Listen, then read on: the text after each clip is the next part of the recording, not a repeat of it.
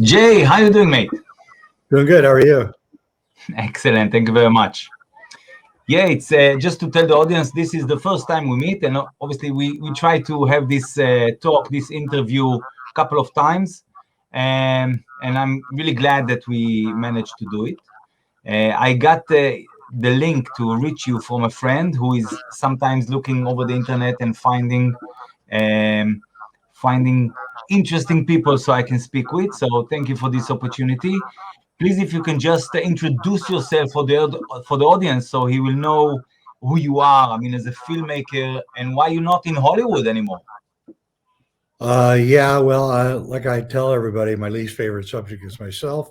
But so my name is Jay Weidner, and I've been making films for since let's see now, must be like 45 years or so. I finally retired.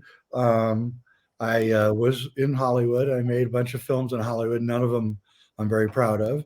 And then I went independent and made a bunch of independent films away from Hollywood. And then eventually I was hired as the content director at Gaia.com, where I ran the content, produced the content, and picked the content for almost 6 years. I started with the company when it started. It started in 2011. I came into contact with the owner at Christmas time of 2011. We went to Hawaii. We planned out the entire network over 2 weeks of really intense 16-hour days. And then in April of 2012, I started working at Gaia and producing stuff, and produced probably 1,200, 1,500 hours of content, Right. probably in the top 1 or 2% of people on Earth for amount of production that I have been responsible for, and very proud of what I've done. Excellent. These couple of years that we all are still going through have been a major breakthrough in exposing the hidden layers of reality to masses of people. Really, like I've been in this arena for 12 years, 13 years now, exposing stuff that was hidden for many years. But these last 2 years was really like the pinnacle of I exposure, and agree. I think there's more yet to come. Um, can you take us from your experience, your expertise? Can you take us into Hollywood and share with us how Hollywood is hiding secrets in plain sight, and how Hollywood is maybe subjecting our minds and our children's minds, which I think is more important, to some material that better if we won't be exposed to. Well, first off, you have to understand, and I didn't understand this when I first went to Hollywood and started writing screenplays and things, but Hollywood is a cult. And The entertainment industry is a cult, and it's a part of a larger cult. And this cult runs the world, you might say. And it's a very unusual cult. It's taken me years to figure out what makes the cult tick and why it does what it does. And as far as Hollywood, there's really two Hollywoods. There's a Hollywood of pre, say, 2010 and before, and then there's the Hollywood from 2010 onwards, and they're really two different Hollywoods. The Hollywood before 2000, in fact, you can actually take. I'm going to actually do a show on my reality check program on YouTube about this. But Avatar 2 is about to come out in December of this Mhm. year. And I've been pondering, Avatar in 2009 and now Avatar in 2022, and thinking about how the world has changed so drastically since Avatar 1 came out, Yeah. and that actually Avatar 1 couldn't even get made today because it's about a white guy as a hero who betrays his own people to defend these indigenous people. And so it couldn't even get made today. It'd be politically incorrect. So it's going to be interesting to watch how James Cameron, navigates through the current waters here with his next movie. And will Avatar 2 will anyone even go see it? I mean, at this stage, I don't even go see movies anymore. I saw Nightmare Alley, which I really liked. And I was really surprised by it. It was like a really true old Hollywood morality play, and it was done very well. Acting and everything about it was just incredible. But outside of that, I have got to say, I haven't seen many movies that I've really liked. However, you can actually go back and look at movies that are from 2005 and 6, which I'm now thinking 2005 and 2004 to 2006 were really the last really good movies were getting made. And then it became all propaganda after that. And I don't know who to blame. I don't know, the old blood left Hollywood and the new blood came in. I know that did happen at that time. And the new generation isn't really interested in telling stories. They're more interested in propaganda.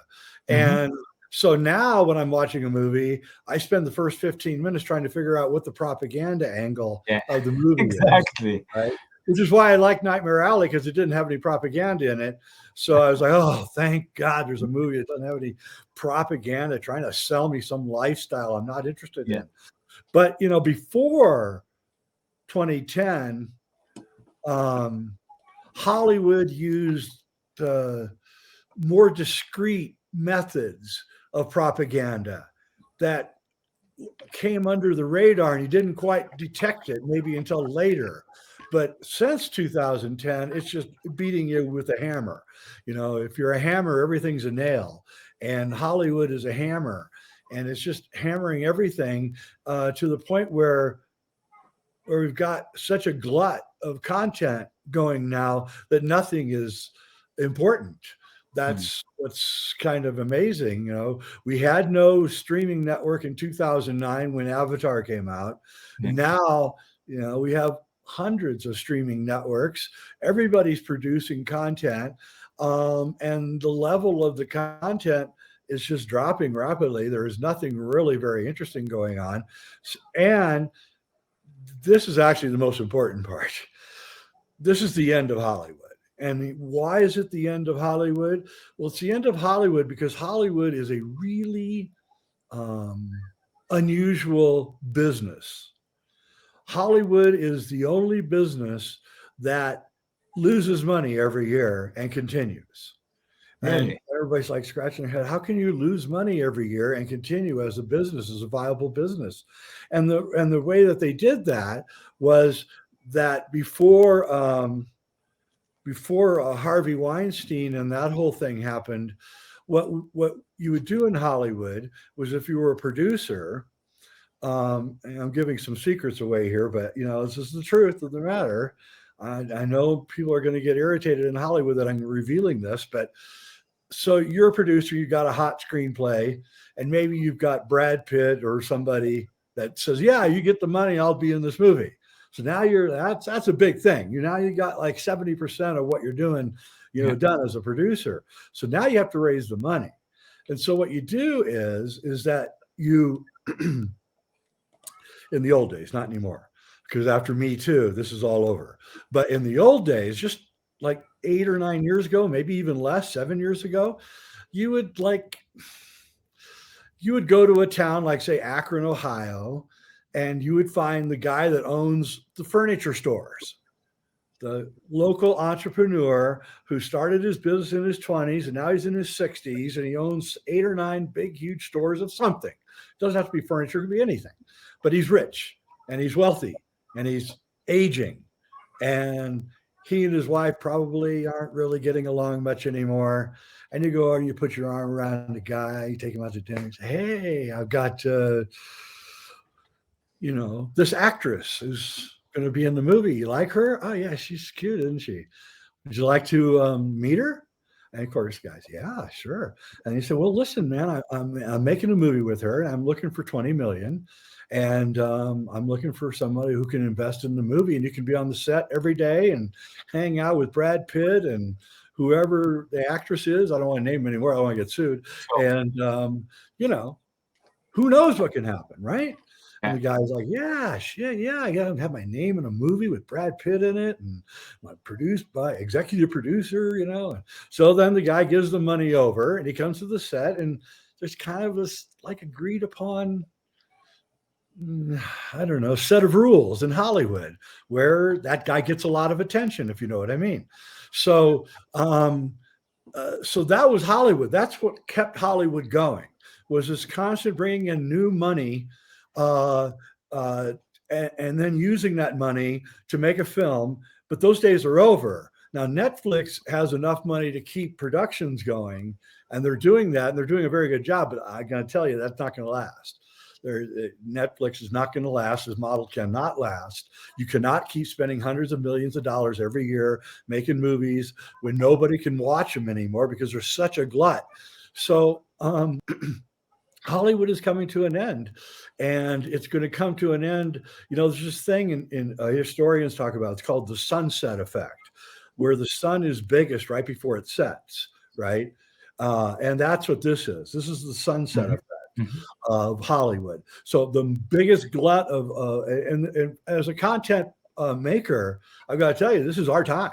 I mean, before streaming, us writers and content makers, you know, we were like the dogs of Hollywood. You get kicked around, and you know, who was it? Was Meyer of Metro Goldwyn Mayer. He said, never let the screenwriters find out how powerful they are. So we got to keep them kicked down, because if they ever find out that they're the ones actually in control of everything, then we'll be out of business. And that's what's going on, is the writers are now realizing that they can call the shots now in this world. And so they are. I'm out of that world now, thank God. And I want nothing to do with it. I don't want to ever make a film again, because it just doesn't interest me at all. But no, but you are making films, but they're just not for Hollywood. Maybe they are about Hollywood. That's right. Yeah, outside of Hollywood. But the distributors are the wall that guards anything from getting through that's unusual or different or says something different. And that's still there. Those distributors are still the wall, the censor wall, stopping anything from getting out. And we had a brief period where DVDs were out, and you could actually produce a DVD, sell it, and make money. But those days are also gone. And so right now, we're in this really unusual period where everything's falling apart. And that's why I find Avatar 2 so interesting, because I'm wondering how they're going to pull this off.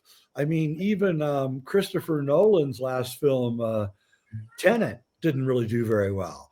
And so nothing's really doing, you know, every movie he ever made makes millions, but Tenet didn't.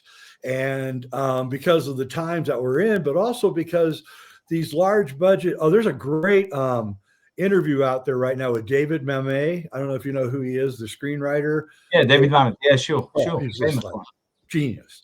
Yeah, absolutely. Yeah, anyway, he's got Robert Rubin, I think is his name. He interviews him. It's on YouTube, and he's like my age, and he talks about Hollywood, the old Hollywood. He talks about why it's dead. And it's a really, really good interview. He is like one of the most brilliant screenwriters ever. Yeah. You know, he wrote Unforgiven, Clint Eastwood's greatest film, and just one of my favorite writers. And he enunciates and articulates what's going on here. And he says, it's ridiculous. You have a comedy where two people are on screen making jokes with each other, and the movie cost $200 million. You know, it's like, what is going on here, right? A movie that would have cost $2 million is now $200 million. And this is out of whack. It cannot recover. We're going to go back to films made by independent filmmakers like me, and they're going to have problems with distribution.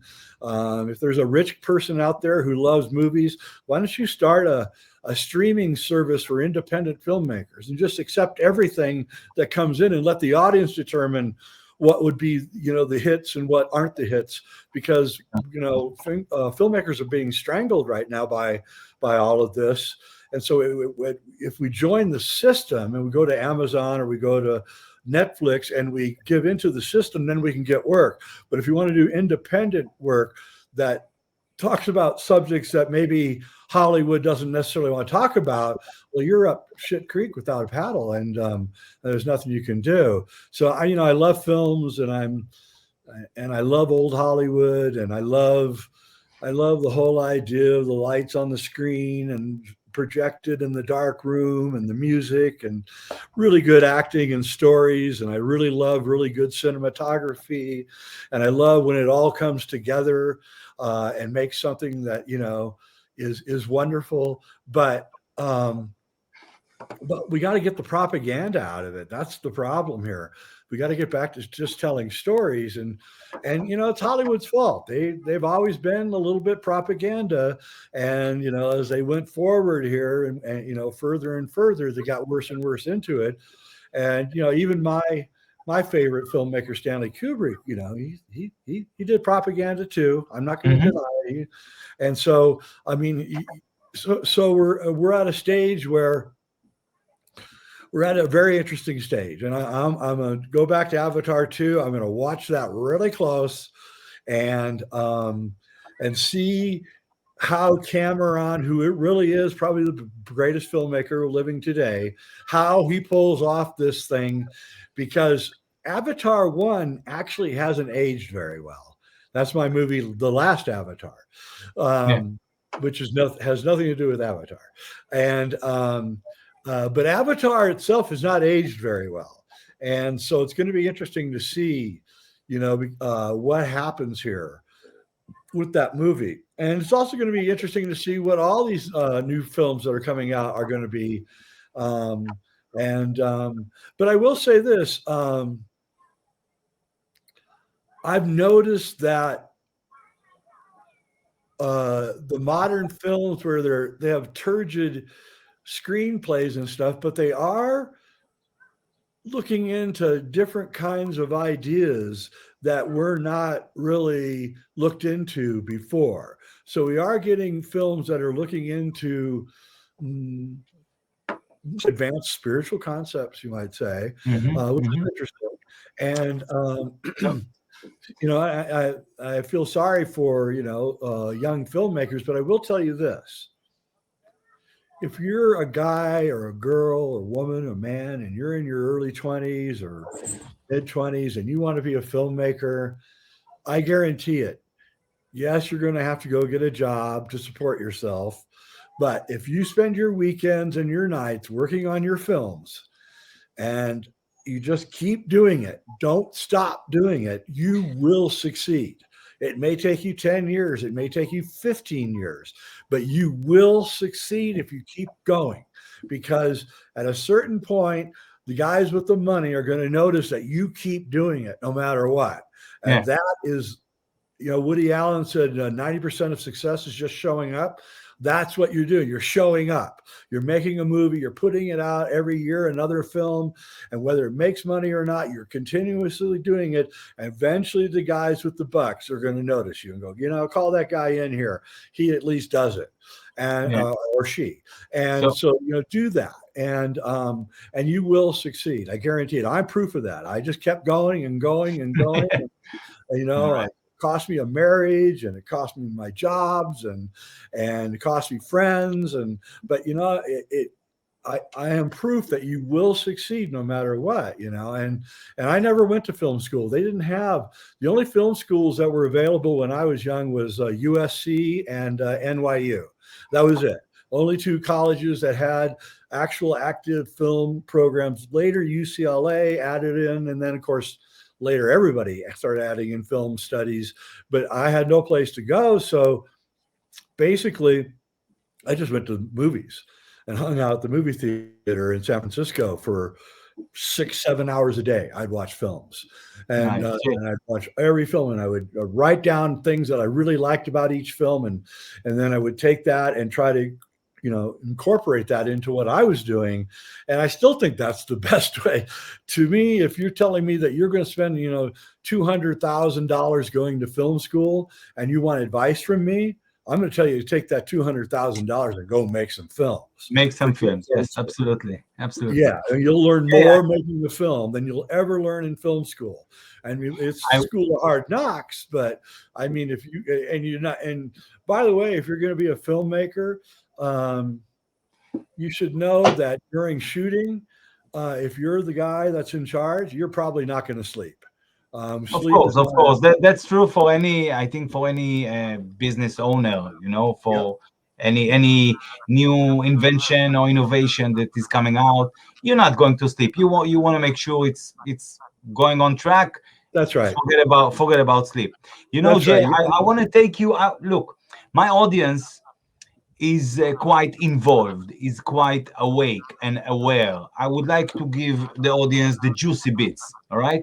Now, I know you've done some films, like one among many is this one, Room 237, which you can tell us about it quickly. But I want also for the audience to know what you're really doing. And this is exposing Hollywood hidden messages in movies, or the propaganda, hidden propaganda inside movies. I think this is, let's just dive in, because this is more interesting than to talk about Hollywood as an industry. I'm like, I don't care about them. I care about what they are doing to our children's brain, and we can speak even about Walt Disney and Disney World, or Walt Disney.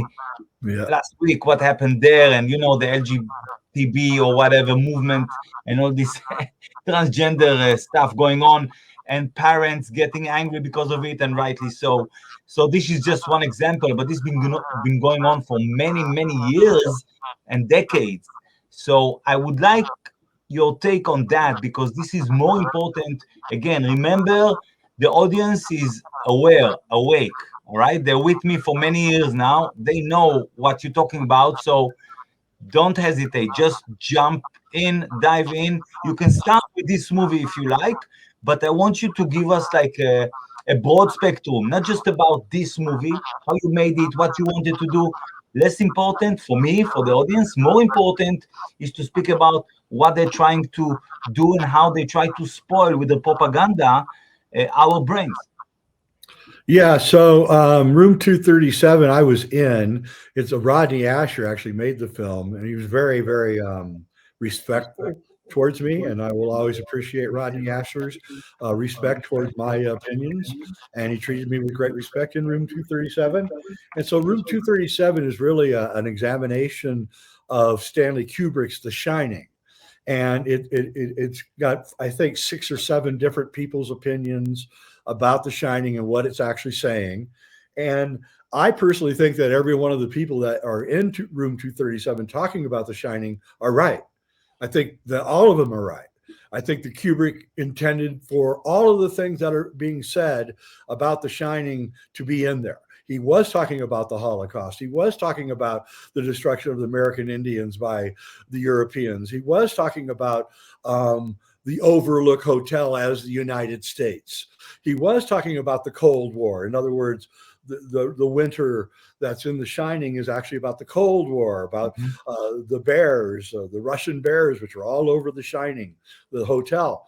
And so what happened is that in the early 1970s, a series of books came out called Subliminal Messages, Subliminal Advertising by I can't remember the guy's name now, but they were fascinating books about how advertisers use mostly sexual images painted into like the ice cubes in a glass of whiskey, or the smoke coming from a cigarette would be the shape of a naked woman, but you had to see it. And so I read those books in early 70s, and I went to a person who was running an advertising agency in New York, and I said, "Is this real? I mean, this guy's got the pictures, but I mean, is it real? Are you guys really doing this?" And he looked at me and said, "Yep, we're doing it." So when I'd gotten word that Kubrick was really into these books, that he'd read them and was fascinated by those subjects just as I was. So in 1980, when I went to go see The Shining, I was just a young filmmaker at the time, barely getting my head wet. And I didn't like it. I read the book and I didn't like the film. In fact, I was shocked because I loved Kubrick's films. And I went home and I felt like I had to take a shower. I just felt dirty. I couldn't figure out why. And so I didn't watch the film for years because I didn't like it.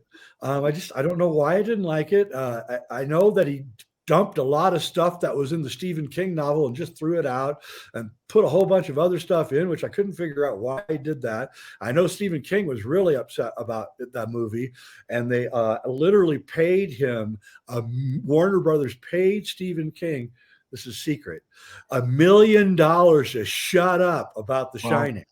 No kidding. Don't you love to get paid $1 million to shut up about something? So they paid. Just to say, yes, this is the movie with Jack Nicholson. For those who are asking, The Shining is the movie with Jack Nicholson. Yes. Yes. Probably the only movie where the two leads' names were their actual names. So Danny, the little kid in The Shining, is actually played by an actor named Danny, and Jack is Jack Nicholson, and it's like really strange. There's a whole bunch of strange stuff about The Shining, by the way, that isn't even in Room 237 that I've discovered probably since that movie was made.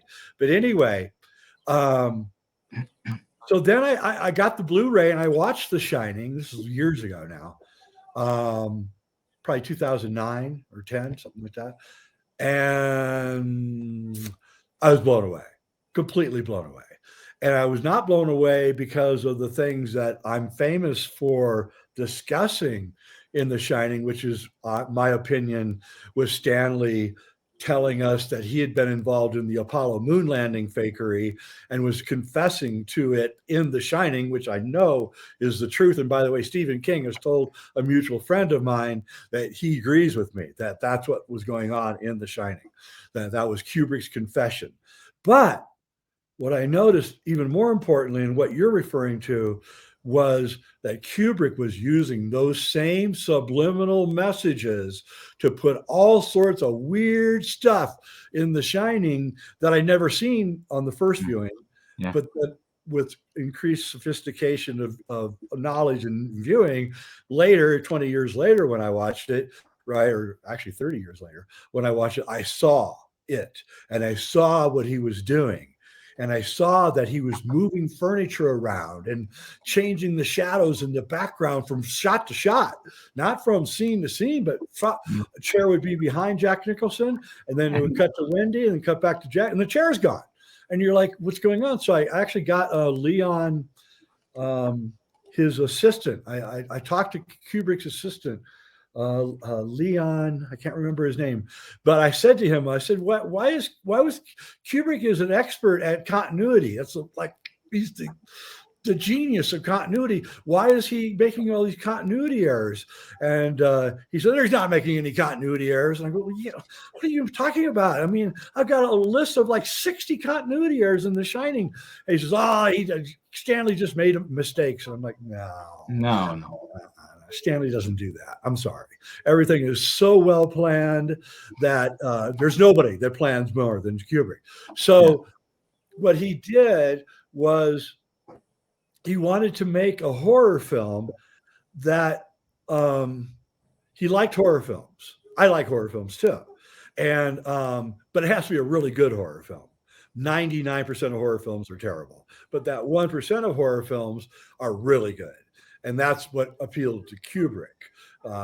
He really, really liked the Texas Chainsaw Massacre, the first one, which is truly one of the scariest movies ever made. And so what he did was he wanted you to be so creeped out by the movie that, and not know why you were creeped out. In other words, it really isn't a very scary movie. The scariest scene is when Shelley Duvall discovers the book that Jack Nicholson is writing has the same sentence written over and over and over and over, right? That's not in the book, by the way. That's solely in the movie.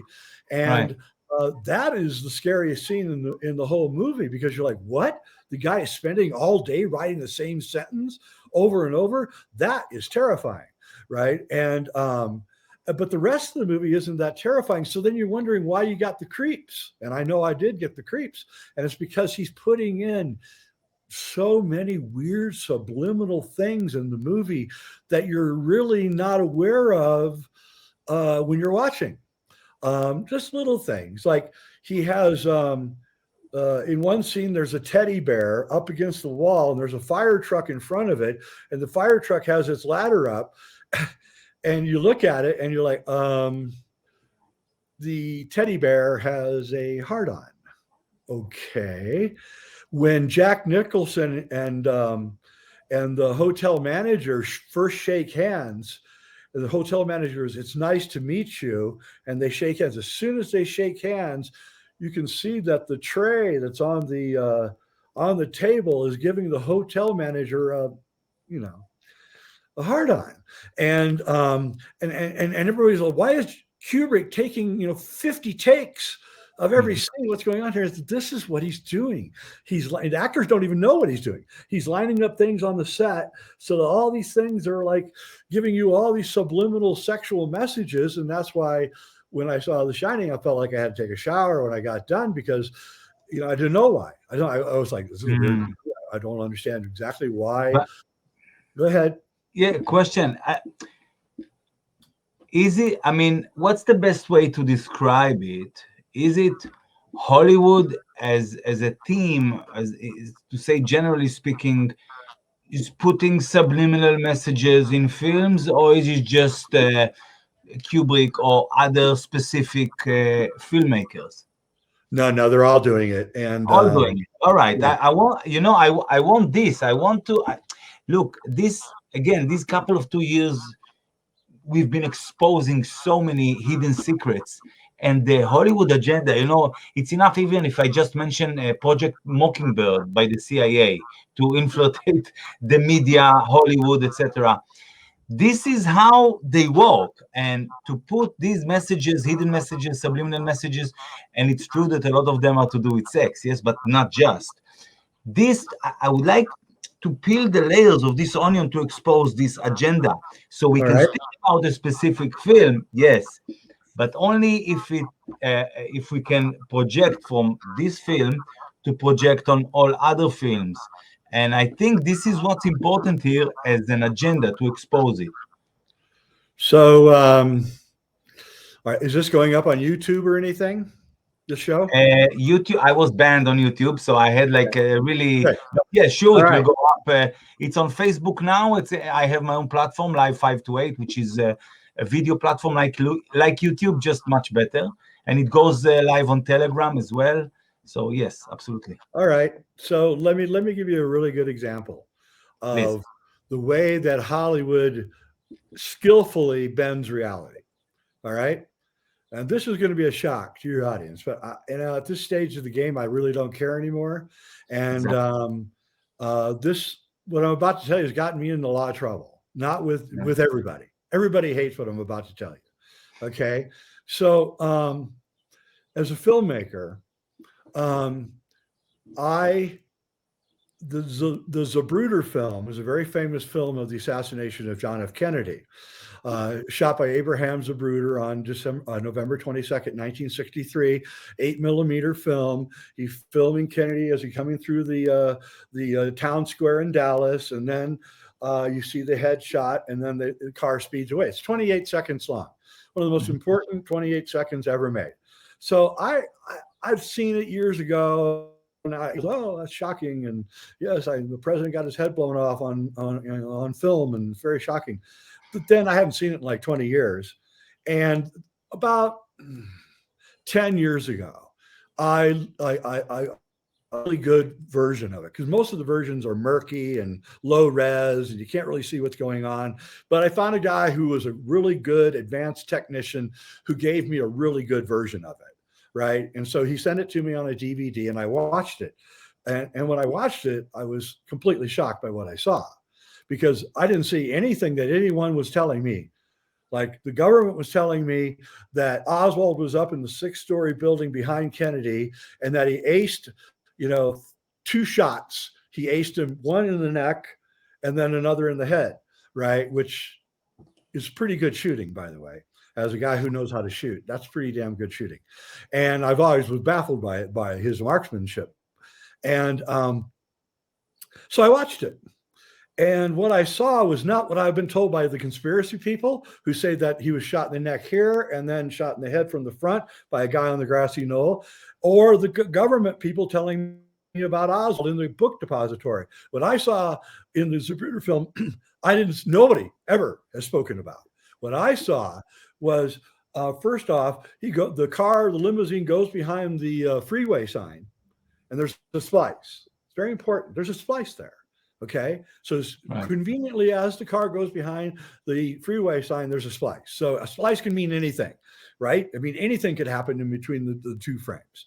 So as the car comes out, I see Kennedy, and he reaches into his coat with his right hand, and he goes like this, and he places something on his right cheek, and then he just sits there, and for like 4 or 5 seconds, I see this thing protruding on his cheek. And then Jackie comes over and she goes like this, and then the thing goes boom, and Kennedy falls below the seat, and that's it. And so I'm going, wait a minute here.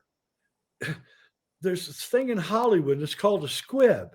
Well, what a squib is it's a metal plate.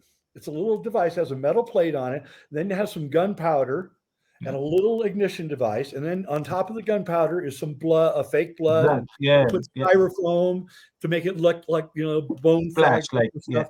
And then they stick it on you, right? And then a person comes by. In the old days, you had to pull the string. Nowadays, they have a remote, so you hit it, and then boom, it looks like you got shot, right? When I'm watching this, I'm aghast because first off, there's no neck wound at all. Because if there was a neck wound, there'd be blood pouring out everywhere. Okay, because the neck is all the arteries go through the neck.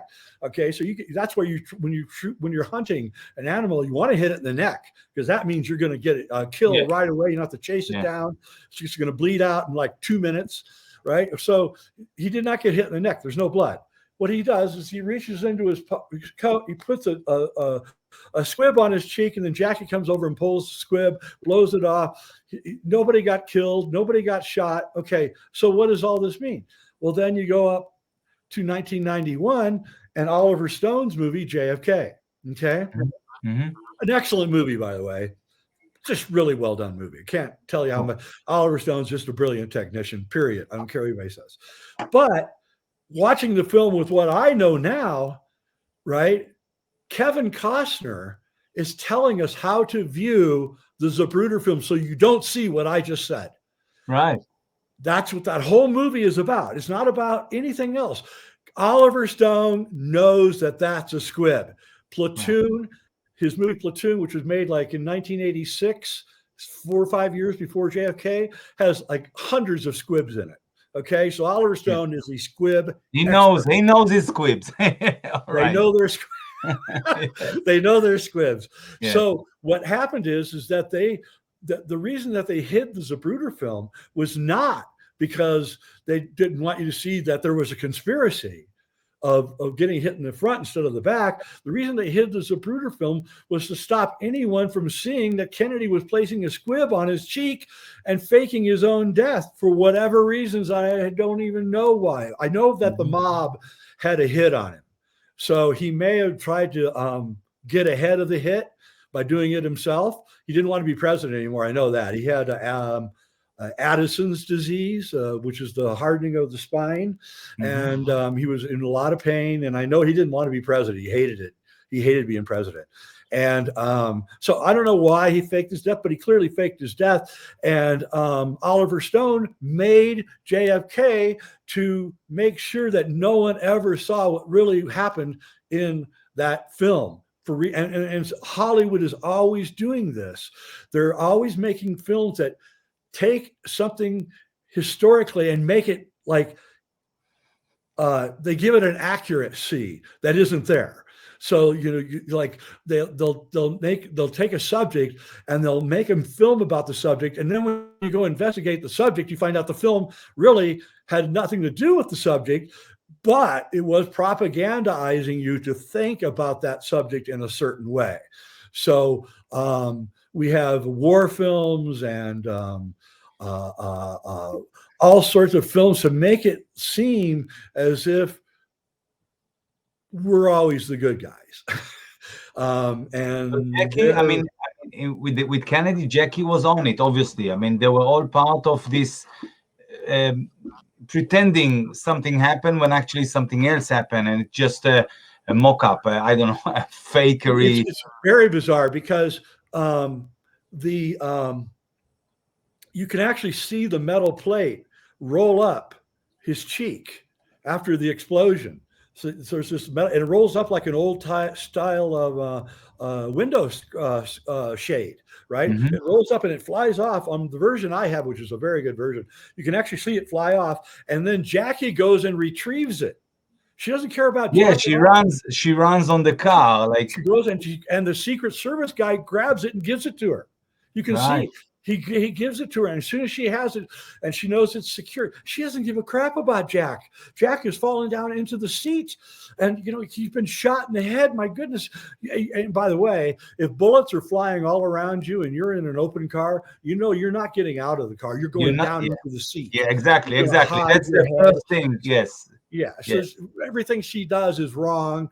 You would not do that if bullets are flying everywhere. But what's really interesting is if you freeze the frame where the head wound supposedly goes off, every single person in that car, the driver, the guy next to the driver, John Connolly, the governor of Texas, and his wife, who are in the next seat, and Jackie, all 5 people are staring straight at JFK at the headshot. The driver's got his head around. Everybody's looking at you. You freeze the framing like they knew it was going to happen or something, right? And this explains a lot of anomalies. By the way, what people don't understand is that Oswald killed another person that day. You know that? He killed a guy named J.D. Tippit. He was a Dallas policeman. Okay, yeah. J.D. Tippett's nickname on the Dallas police force was JFK. You know why? Because he was a dead ringer for John F. Kennedy. A dead ringer. He looked just like him. Wow. The coincidence of 2 guys that look exactly alike getting shot by the same guy in the same town on the same day. Come on. And I believe that J.D. Tippett's the guy on the autopsy. But I'm just giving you an example of how Hollywood can rotate history and change things around so that we now see history through Hollywood's eyes instead of how history is actually unfolding. This is excellent example, Jay. Thank you very much for that. I really appreciate it. And I'm kind of curious now to go and watch the original and Oliver Stone's version and just to compare. Okay, let me just clear one thing up. If you really want to see a good version of the Zapruder film, the guy's name is M.K. Davis.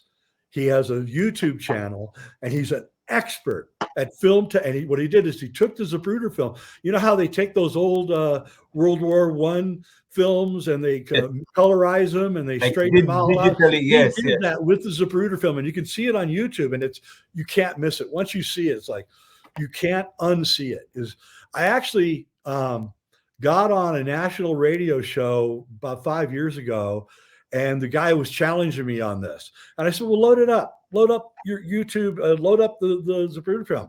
And I narrated it and by the time I got it, he's, oh my God, you're right. That's exactly what's going on here. So everybody can see it once you see it. Just like the moon landing. M.K. Davis? M.K. Davis, D-A-V-I-S, M.K. Davis. A very, very important film that he did, the Zapruder film. It's right. All right, I'll have a look later. I just opened it, so I'll have a look later. But you see, we already know that something else is happening. Let's talk about the JFK. So we know, okay, there's something happening that seems like it happens, but actually something else happened. We can also speak about the Twin Towers in that regard. I mean, there's so many examples there. Yeah. I want, if you can. Well, you know about you know about what's the name of the movie? The one of the kid who time travels with the car. What's the name of that movie? with, 1980s. with Michael J. Fox. No, Yeah, yeah, Michael. What's it called? Back to the Future. Back to the Future. Okay, so if you watch Back to the Future, okay, no kidding, you watch Back to the Future, and the DoubleTree Motel is destroyed by terrorists, Middle Eastern terrorists, and then it's replaced by the single hotel, just like the Twin Towers are Twin destroyed. Towers. Yeah. And the whole movie is about a guy who knows that there's a terrorist act coming in the future, and he's trying to warn everybody about it, but no one will listen to him. And you tell me how in the world someone in 1986 could get the facts of 2001 so correct. So this it brings me to the next question. If you can elaborate from your knowledge about Mockingbird, I mean, how the CIA and the USA government or the cartels behind it, whatever, it doesn't matter now, but how they made Hollywood in order to wash the brains of the American people and the whole world, obviously. Yeah, no, they did. It's good you brought up the CIA because, I mean, honestly, that's who's behind the propaganda. Sure. And I'm told that they come into that every script has to be approved by some board inside the CIA, and you can't get, once you get past it, if you put stuff in your movie that isn't in the script, they'll cut it out of your movie. A lot of filmmakers try to do that. They'll have one script and then shoot another script to get around the CIA censors. But that used to work. But in fact, Oliver Stone was actually one of the ones that would really abuse that one. I mean, he would write a script that was very innocuous and then go shoot a movie that was like, telling you all the secrets of the mob and everything, and then the CIA said, no, we can't have Oliver Stone doing that anymore. So he kind of lost his career. Now he's just making interesting documentaries. But they foretell events. This cult, and that's what you really have to think of it as. It's a cult. This cult has rules, okay, like every cult. And one of the main rules of this cult is they have to tell you, the public, exactly what they're doing before they do it. So that way they are karmically released from it. Because they said, hey, you didn't pay attention to what we were telling you. That's your problem, not mine. Exactly. And a lot of ways that there's a lot of truth in that. And what's going on is now today, probably shows like this, people are becoming what I call visually literate. And as they become visually literate, like they see, like, I'm visually literate. Okay, I saw the Zapruder film as it really is, not as they told me it was. Sure. Okay, and so now people are now looking at films and advertising and novels and all the other stuff, and they're saying, they're planning something here, right? And they're getting out ahead of it, and that's a big change, because that's 10 years ago that wasn't happening, but now you get on internet groups and they're, did you see this movie? That means that this is going to happen, or you saw this and that means that they're going to do this, and they are. I mean, that's what's going on, and so the cult is in a bad place right now. Their propaganda devices are failing. They're being exposed at every level. What just happened at Disney is mind-blowing, absolutely mind-blowing. This is just the tip of the iceberg, as you probably know. And I just, again, for the audience, because you are like, although it's been some few good years since you're not in Hollywood, the phenomena that we know as as pedophilia and these sort of stories, how much truth in it? Oh, you would not. Right. One day before I die, I am going to do a video where I'm going to tell everybody what goes on in Hollywood. I can't do it here now because it'll cost me my life. Sure. But, no. I agree. I totally understand. Please make this film in advance. Keep it, put it in a safe. Yeah. Like William Milton Cooper. I don't know if you know him. All right. Sorry. I was the last person to talk to Bill Cooper. No way, man. Yep. I talked to him about 25 minutes before he died. He's my hero. Yep. He was reading my first book on his radio show. I think he was up to like chapter 10. And somebody told me, hey, Bill Cooper's reading your book, right? And I went, really? And so I listened to it. And then I had his number and I called him up and I said, thanks, man, for helping me out in my book. And he said, and he started grumbling. He said, there's a bunch of Latinos playing rap music really loud behind my house. And I'm like, yeah, well, dude, be careful there. And it was cops. It was 2 Latino cops that were dressed up as gang members when they had their guns on them. And he came out of the house with his gun, of course. Bill, ever bring a gun out? He brought his gun out and they killed him dead right then and there. That was just a few weeks after 9/11. Yeah, I know. I mean, he was a real hero because he laid it out there for many years, out of personal experience in the Navy, personal research, wherever, books, and everything, and the Mystery Babylon series he has done, and the newspaper and the radio station. I mean, I have his book here, and what he has done, what I would just started to say, that when you make this film about pedo Hollywood, make sure you make it in advance and you spread it into few locations, like he did with his book, like 2,000 copies, I think he sent to so many people just as a security.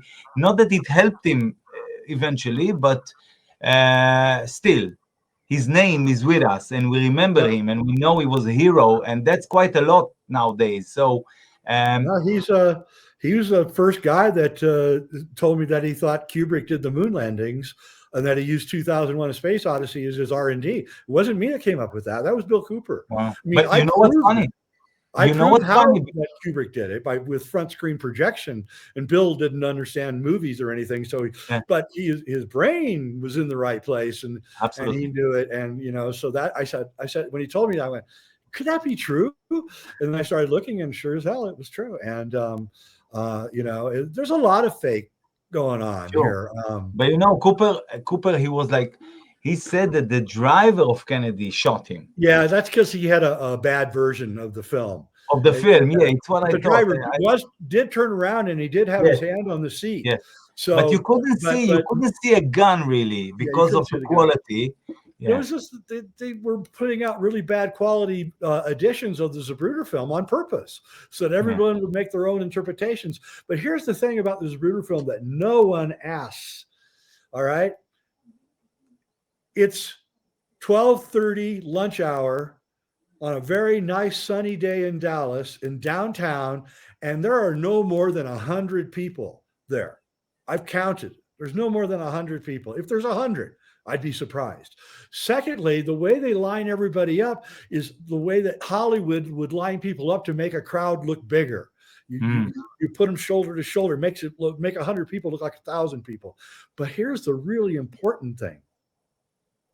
You've got a CBS, an ABC, and an NBC affiliate in Dallas at the time, all with 16 millimeter Bolex cameras and all the equipment, and not one of them sends a cameraman down to film the rock star president and his rock star wife in an open air parade through.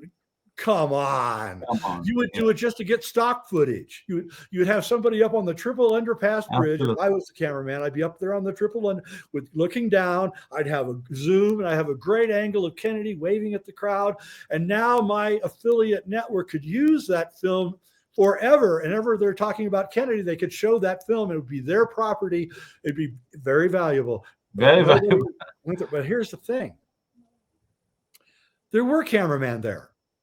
They just weren't filming Kennedy.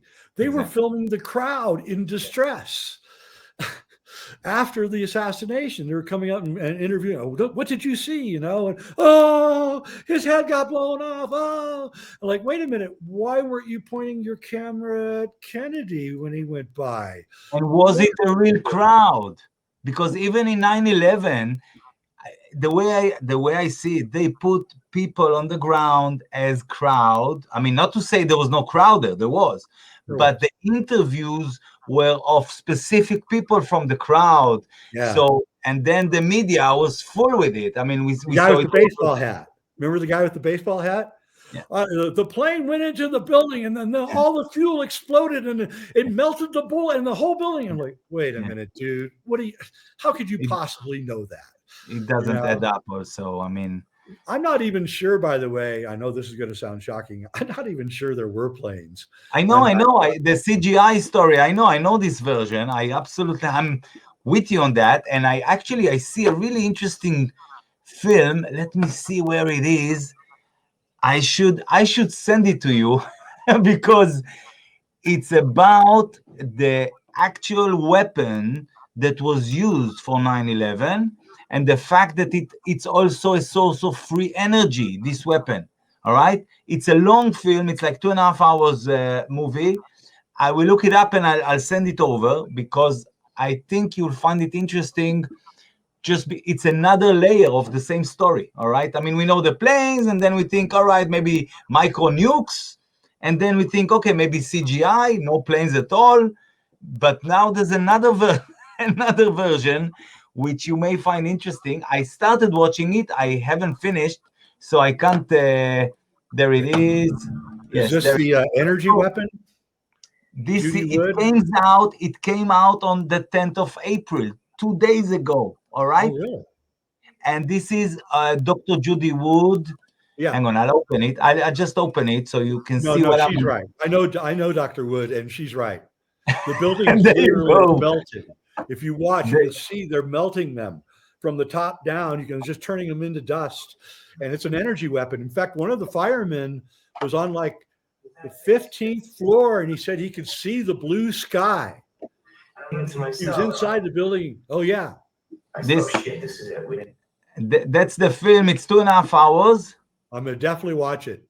Okay, I'm going to send you the link. Which is the primary way. You see, there she is. It's on Breakthrough. Awesome. Yes, Breakthrough Energy Movement Conference. So it's as if it's got nothing to do with the Twin Towers, but she's referring to the Twin Towers because she's saying this is what they use there. It's a free energy device, but actually they used it for demolition. All right, so I'm going to. Tesla had a little thing. It was about the size of a shoebox, and he took a couple of his assistants into a high-rise building in New York, and he set the whatever it was on a table, and he turned it on, and the people there said that the box started vibrating and shaking. Right, and pretty soon the whole building started, and Tesla had to turn off the box because the whole building was about to go. And this was in 1930s, I think, something like that. Look, we know. Listen, listen, Jay. I want to wrap it up just because of other bits. It's been nearly 1 hour. I feel like we're only starting to scratch the surface, and I'm sorry for that. I apologize for that. Okay. I would like to take it on for another talk. If it's all right with you, we'll fix another time. By then, I promise to watch the MK Davis that you sent, and I will also watch this one, which I haven't finished, the Dr. Judy Wood. All right, and we'll fix probably for next week. We'll try and fix another time because I find it really interesting, and I think people would like to know more.